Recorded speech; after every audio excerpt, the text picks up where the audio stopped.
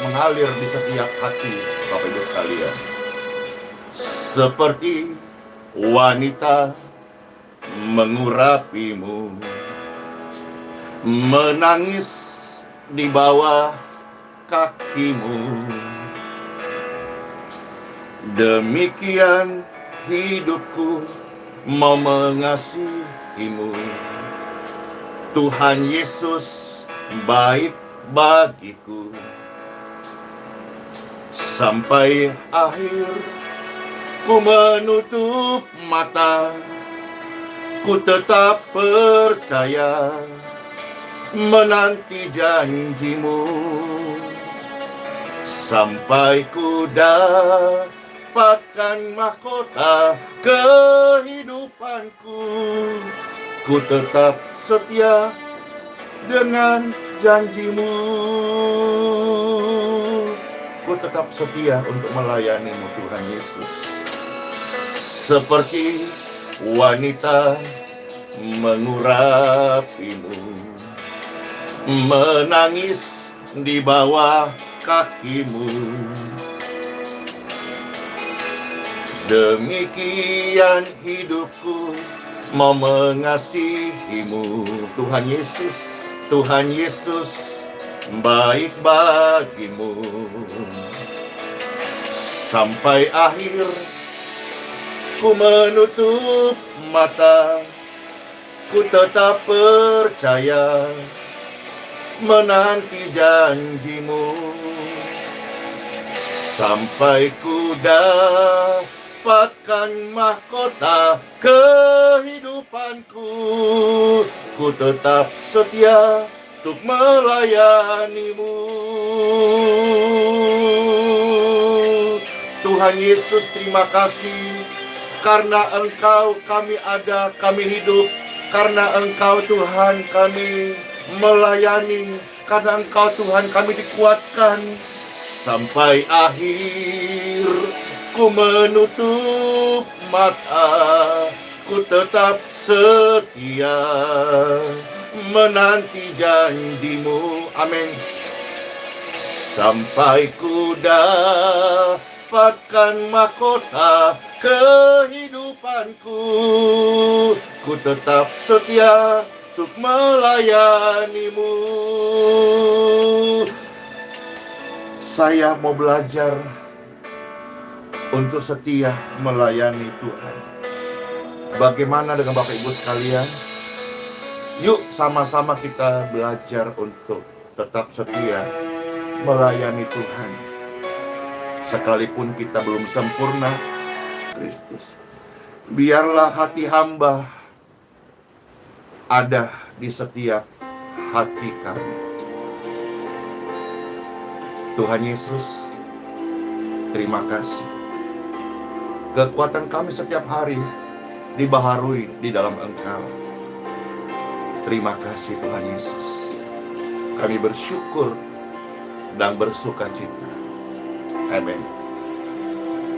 Kami tidak dapat lupakan akan kebaikan-Mu. Ku tak dapat lupakan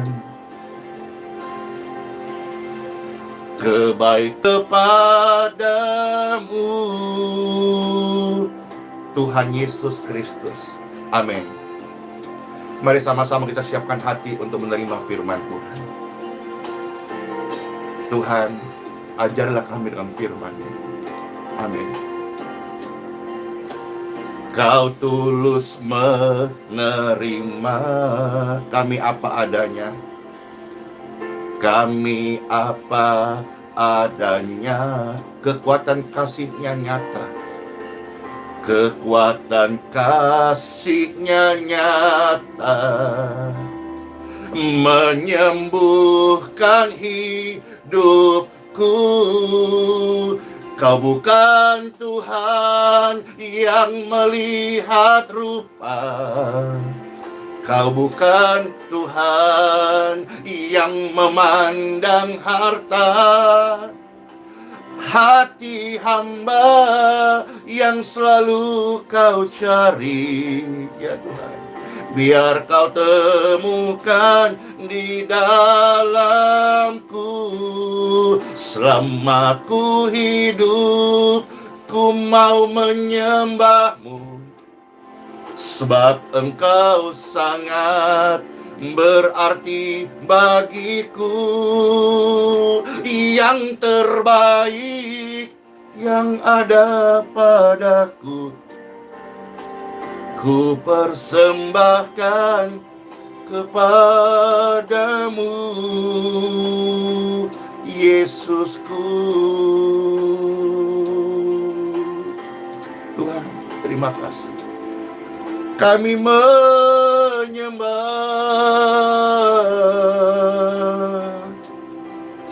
Tiada yang seperti kasih-Mu, Tuhan.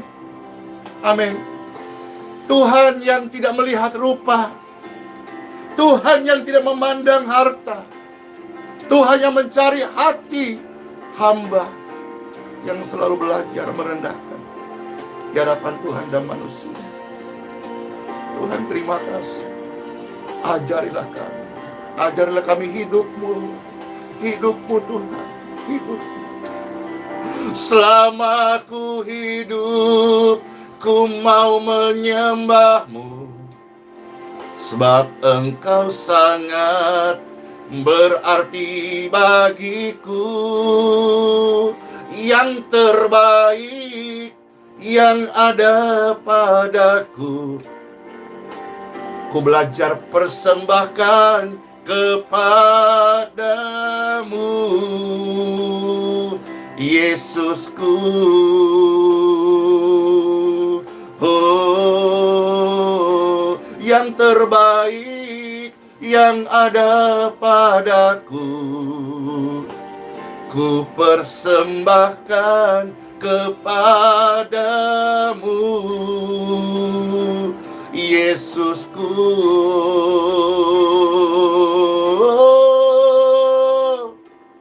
Tuhan Yesus, hanya Kau yang layak terima yang terbaik. Dalam nama Bapa, Putra, dan Roh Kudus. Amin. Tuhan Yesus memberkati setiap kita dengan firman-Nya. Selamat mendengarkan, saudara-saudara sekalian. Shalom semuanya. Happy Sunday. Yes, Tuhan Yesus baik. Segala hutangku akan ku lunaskan. Pernahkah Bapak Ibu ada di situasi seperti ini? Situasi mendesak, waktu sudah tidak punya untuk kita membayar hutang.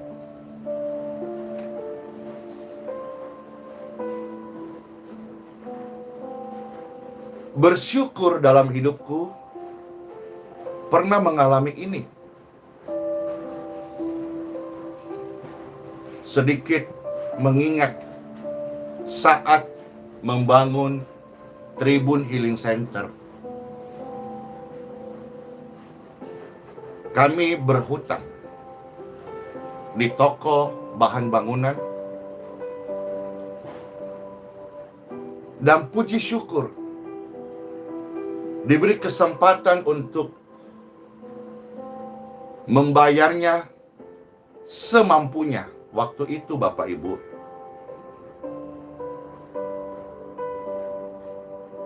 Dan hari ini segala hutangku di toko bangunan, hutang kami sudah kulunaskan.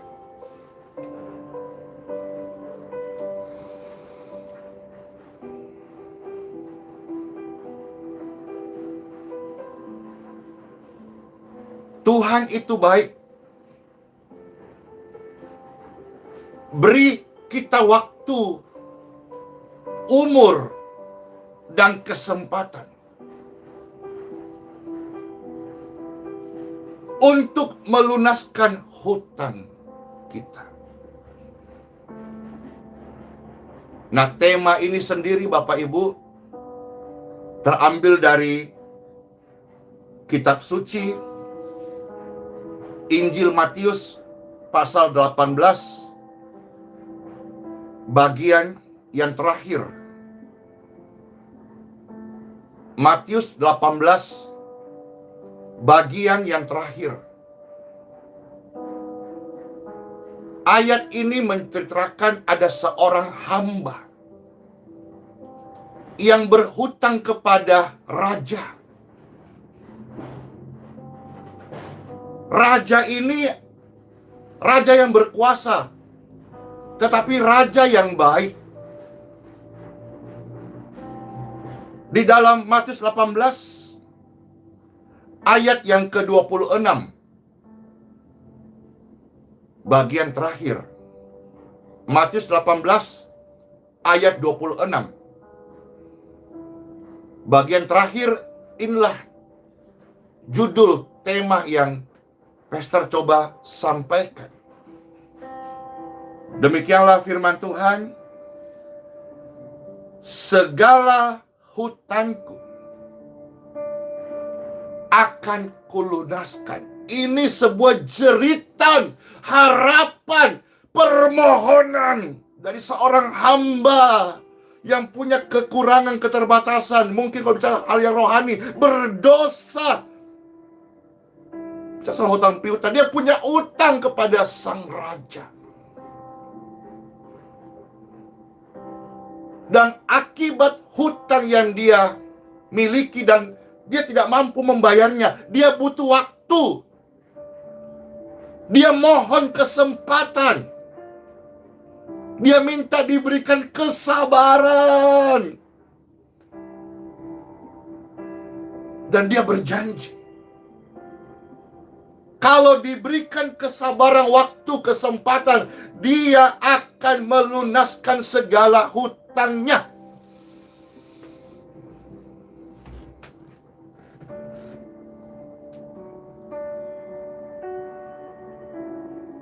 Saya belajar bahwa kesempatan yang Tuhan beri kepadaku,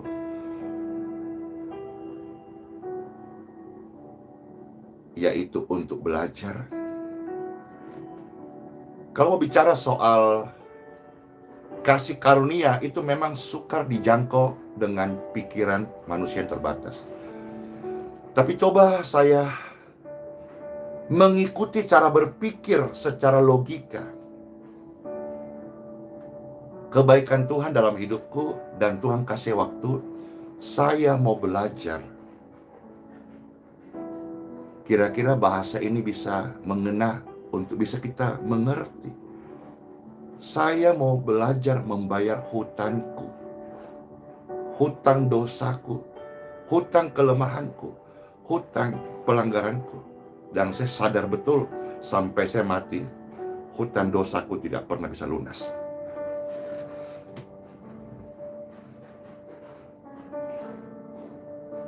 Saya pernah berhutang kepada sahabat, teman, kenalan, toko bangunan. Puji Tuhan, hari-hari ini hutang-hutang itu dapat terlunaskan. Tapi ada satu hutang yang tidak mungkin bisa lunas, yaitu hutang dosa. Karena dosa hanya bisa dibayar dengan kekudusan. Siapa manusia yang kudus? Siapa yang berani mengacungkan tangan dan berkata, saya kudus? Hanya ada satu pribadi di bumi, di alam maut, di surga, yang kudus, datang dari surga. Dialah Yesus Kristus, Yesua HaMashiach. Jesus Christ.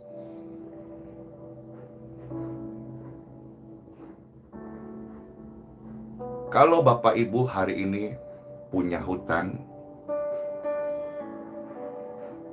dan belum terbayar, puji syukur kita masih punya waktu dan kesempatan untuk melunasi.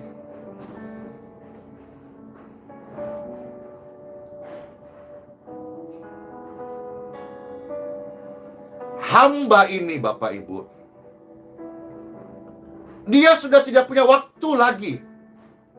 Deadline waktunya sudah habis. Maka dia berkata, mohon sabar, mohon beri waktu, mohon beri kesempatan, supaya saya bisa melunaskan segala hutangku. Sekarang kita melihat ayat ini dari 26 bagian pertama. Ya, Matius 18 ayat 26 tadi kan bagian terakhir tuh. Coba sekarang kita lihat Matius 18 ayat 26 dari awal. Demikianlah firman Tuhan. Maka sujudlah hamba itu menyembah dia. Dia ini adalah diilustrasikan oleh Tuhan Yesus sendiri. Seorang raja yang baik, penguasa yang baik, pemimpin yang baik. Dan sebetulnya Tuhan Yesus sedang berbicara tentang Bapa di surga. Dan Bapa di surga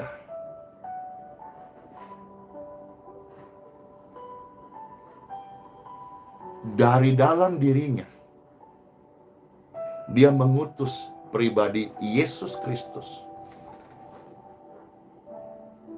Pernah satu kali murid-murid dalam Injil Yohanes pasal 14, saudara, mereka tidak bisa menjangkau Bapa. Bagaimana sih Bapa wujudnya? Bagaimana pribadi Bapa? Lantas Tuhan Yesus berkata,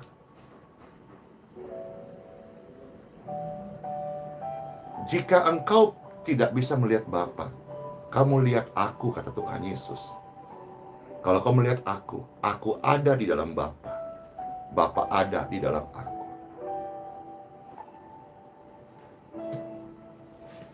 Jadi Tuhan Yesus sedang berkata, ada Bapa yang baik, Bapa yang mau menghapus segala hutang dosa. Ini adalah kabar terbaik bagi orang-orang yang ada di pembaringan terakhir saat mendengarkan renungan firman sabda Tuhan ini. Inilah firman yang terbaik yang engkau dengar untuk persiapan kekekalan kita. Di saat kita tidak punya waktu lagi, begitu banyak hutang dosa yang kita lakukan selama hidup. Dan saat ini tubuh yang lemah di pembaringan terakhir, sudah didoakan mohon kesembuhan. Barangkali waktu Tuhan memanggil engkau pulang ke pangkuannya. Dan barangkali tidak punya waktu lagi untuk mengabdi, untuk membayar hutang, khususnya hutang dosa. Kita masih punya satu. Ini menambahkan yang kemarin yang Pastor katakan. Kekuatan dari sujud menyembah Tuhan. Banyak hal, coba sudah lihat renungan kemarin. Dan hari ini masih pelajaran hikmat kebenaran yang sama Tuhan sampaikan.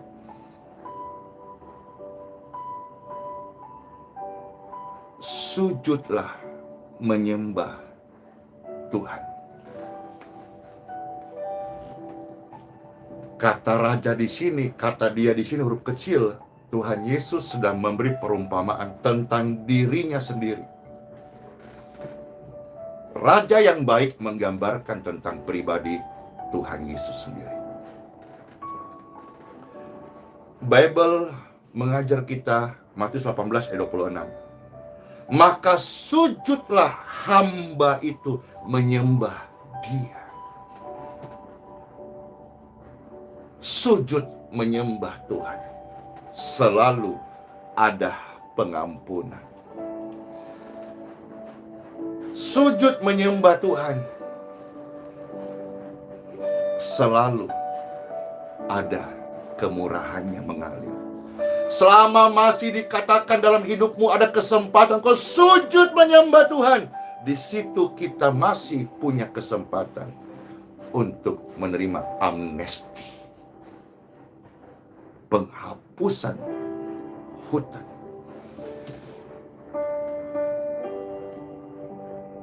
Ayat 27 dari Matius 18 ayat 27.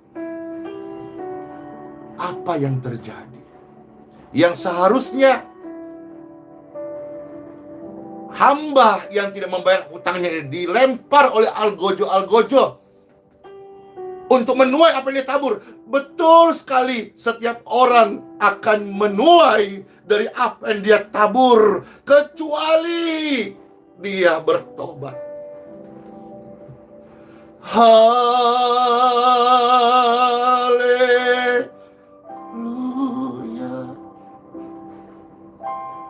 Haleluya.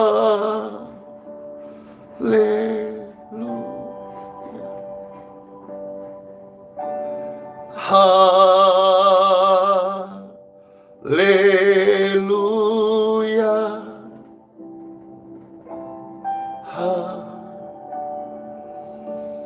Haleluya. Ayat yang ke-27 dari Mazmur 18. Lalu tergeraklah hati raja itu oleh belas kasihan akan hamba itu, sehingga ia membebaskannya.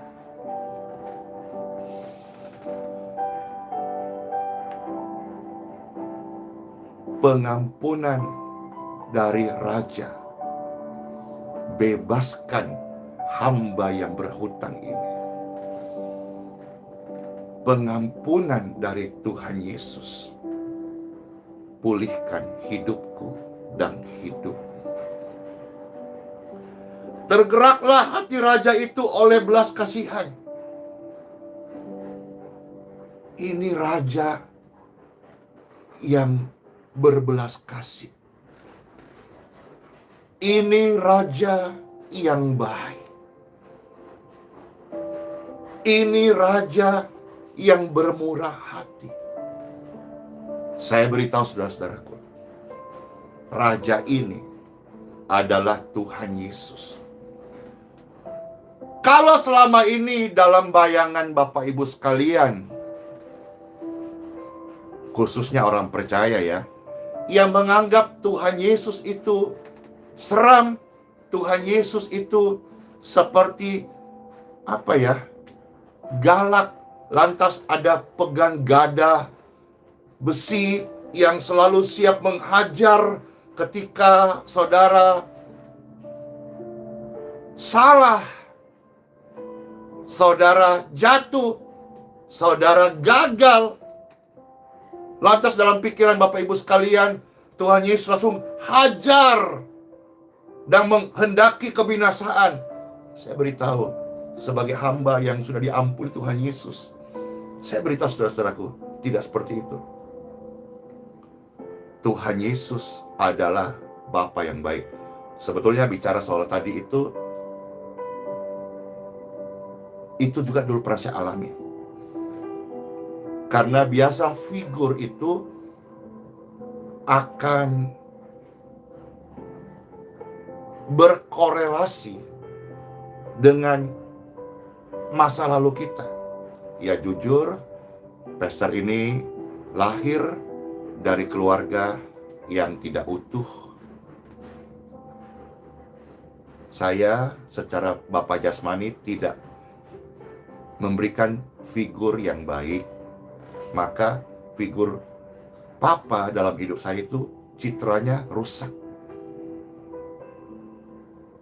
Jadi ketika menerima kasih Bapa Surgawi, itu butuh proses untuk mengenal Bapa Surgawi yang benar gitu. Bapa yang baik, Bapa yang penyayang, Bapa yang mengampuni. Itu butuh proses karena kita sebagai manusia biasa dalam kedagingan. Bertahun-tahun figur citra papaku itu rusak. Jadi ketika Papa Surgawi menghampiriku, saya butuh waktu. Dan waktu itulah saya merasa Bapa seperti Bapa dunia. Tapi sepanjang jalan dari kelemahan, dari keterbatasanku, Bapa kok percaya, Bapa kok angkat, Bapa kok peduli, Bapa kok membimbing, Bapa kok penuh kemurahan. Padahal saya tidak sempurna, banyak kelemahan, banyak keterbatasan. Dan hari ini saya diingatkan dan saya share Pak saudara-saudara, Bapa di surga itu baik. Dia Bapa yang pemaaf, pemurah, pengampun. Firman Tuhan berkata, Tuhan Yesus berkata, hati raja itu tergerak oleh belas kasihan. Berbelas kasihan kepada hamba itu sehingga raja yang berbelas kasih ini, ia membebaskannya dan menghapuskan hutangnya. Praise God forevermore. Glory to God. Thank you Lord Jesus. Saya bersyukur diadopsi menjadi anak oleh Bapa Surgawi yang baik. Maka hari ini saya belajar dan saya mau menginfluence saudara-saudara sekalian. Mari menjadi anak Bapa, anak Tuhan yang baik. Mari menjadi anak Tuhan yang tahu diri. Khususnya ayat ini mengajar kita tahu diri tentang apa ya?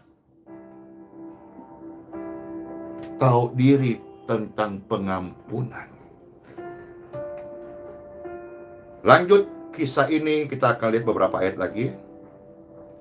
Setelah hamba yang berhutang ini diampuni, saya hari ini berkata, saya hamba berdosa yang diampuni Tuhan. Dan saya mau hidup di sisa umurku, saya mau tahu diri, yaitu dalam hal pengampunan. Saya bahkan berkomitmen di sisa umur yang Tuhan kasih. Saya hanya mau minta ampun, minta ampun, minta ampun, mengampuni, mengampuni, mengampuni, melayani, melayani, melayani. Saya mau jadi hamba Tuhan yang tahu diri. Begitu banyak hutang saya, begitu banyak pelanggaran saya.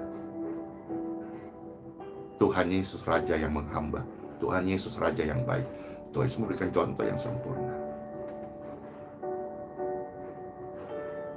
Dosaku diampuni, disucikan, dikuduskan, dibenarkan, diberikan kasih karunia, diselamatkan.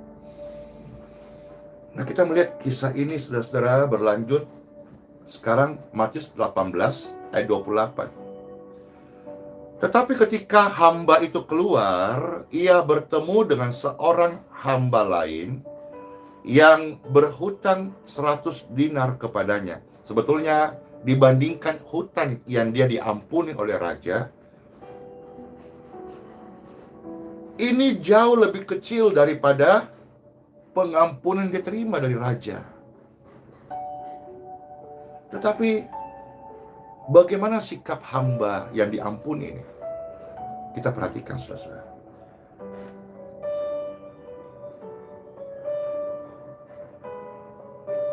dia sudah diampuni dalam jumlah yang besar.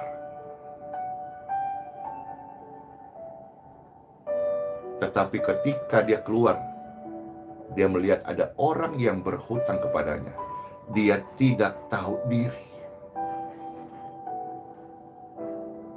Dia tangkap, dia mencekik. Ada kemungkinan depan orang banyak. Dia mau mempermalukan yang dikatakan kawannya itu loh, kawannya sendiri. Dia mempermalukan. Dan dia teriak, bayar hutangmu. Ini manusia tidak tahu berterima kasih. Ini manusia kurang tahu diri. Ayat 29 dari Matius 18. Kawannya yang ditangkap, dicekik, dipermalukan itu, kawannya itu lantas sujud kepada hamba yang baru dibebaskan itu loh. Seraya memohon kepadanya, persis perkataannya, sabarlah dahulu, utangku itu akan kulunaskan. Tadi dia, seorang hamba, minta pengampunan atau waktu, kesempatan, kesabaran kepada raja yang berkuasa. Tapi dia raja yang baik. Bukan cuma dikasih kesempatan, tetapi dihapus surat hutangnya, diampuni, dia terima amnesti, dia terima hidup yang baru tanpa beban. Tapi ketika dia melihat ada orang lain yang berhutang kepada dia, dan orang itu juga sujud memohon kepadanya dengan statement yang sama, dengan permohonan yang sama, apa yang dia balaskan? Ayat 30. Tetapi ia menolak dan menyerahkan kawannya itu ke dalam penjara sampai dilunaskannya hutangnya.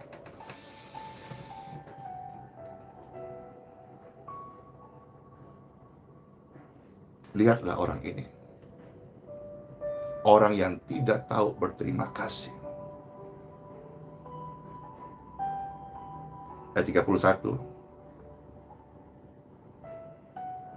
Melihat itu kawan-kawannya yang lain, berarti betul tadi apa yang Pastor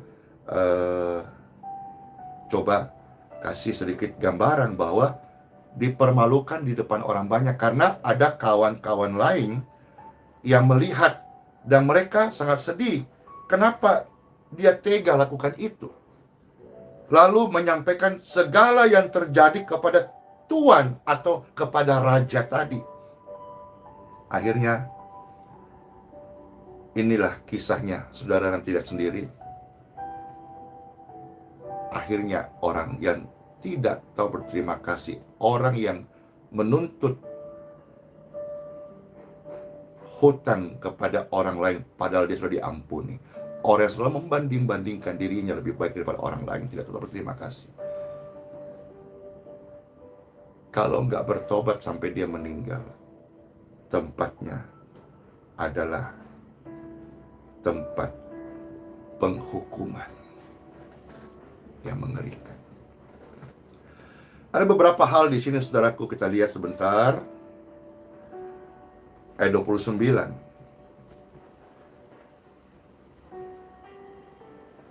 Satu kesalahan daripada kawan hamba diampuni, kita belajar. Yang pertama, saudara-saudara, kita lihat di sini, dia sujud kepada manusia.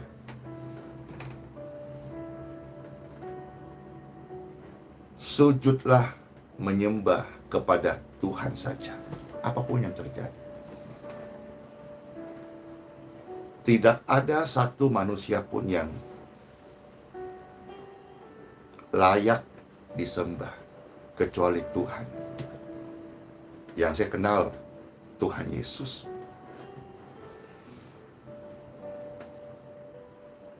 Dia sujud kepada pribadi yang salah. Itu hal pertama kita bisa melihat, saudara-saudara. Jangan andalkan kekuatan manusia. Tidak ada satu orang manusia yang dapat mengampuni dosa manusia yang lain. Dosanya sendiri tidak bisa dia hapus. Satu dosa manusia, sekalipun seisi dunia ini hartanya, tidak bisa menghapus dosa. Tetapi barang siapa sujud kepada Raja yang baik, Raja yang baik ini adalah Tuhan Yesus. Firman Tuhan tegas mengajar, mengingatkan kita. Sekalipun begitu banyak hutang dosa, Raja yang baik tergerak oleh belas kasihan. Waktu kita sujud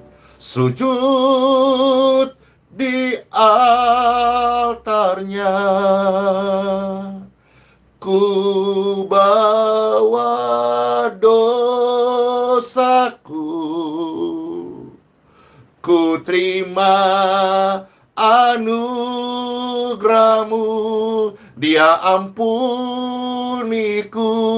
Dia sembuhkanku, Dia ubah hidupku, baharui hatiku. Mujizat terjadi saat datang sujud menyembah. Yang berikutnya, saudara, kita bisa melihat satu hal lagi.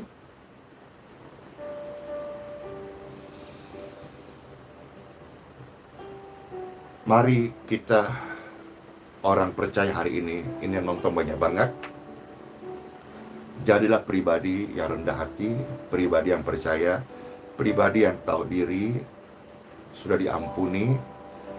Kalau saudara melayani, bawalah berita pengampunan.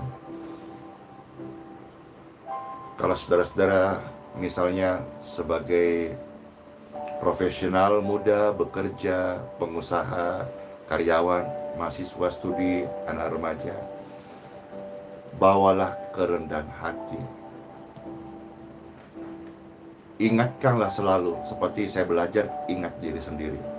Saya banyak dosa, namun Tuhan mengampuniku.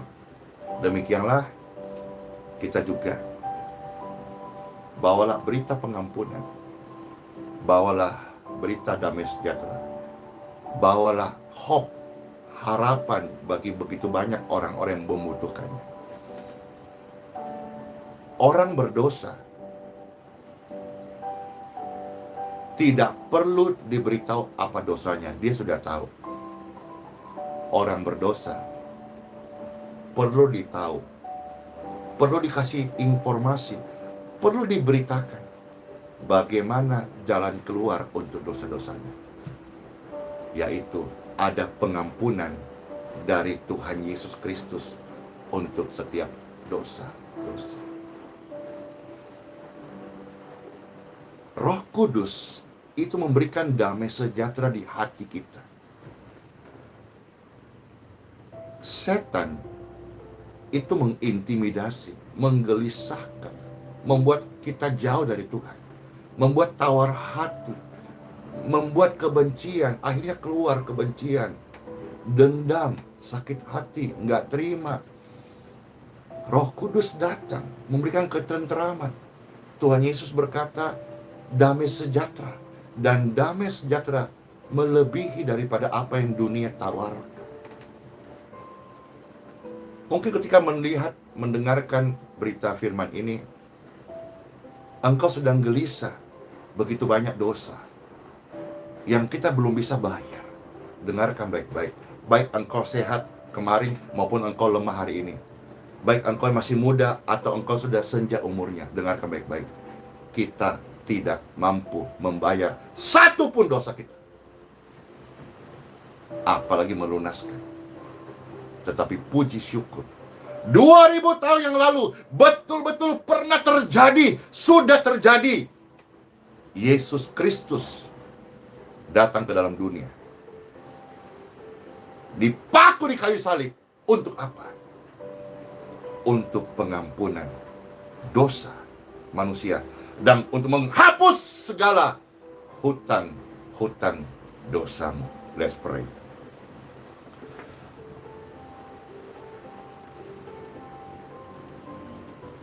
Terima kasih Tuhan Yesus.